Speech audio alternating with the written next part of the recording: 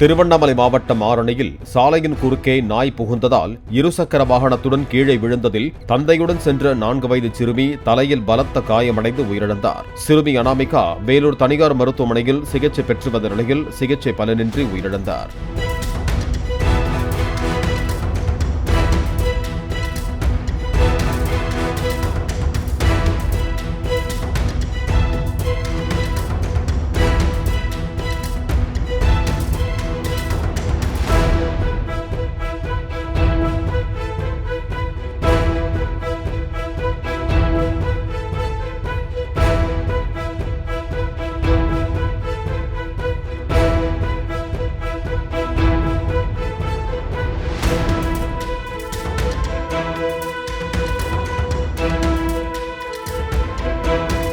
Play store மற்றும் app ஸ்டோரில் இருந்து பாலிமர் செயலியை QR கோடு மூலம் பதிவிறக்கம் செய்யுங்கள்.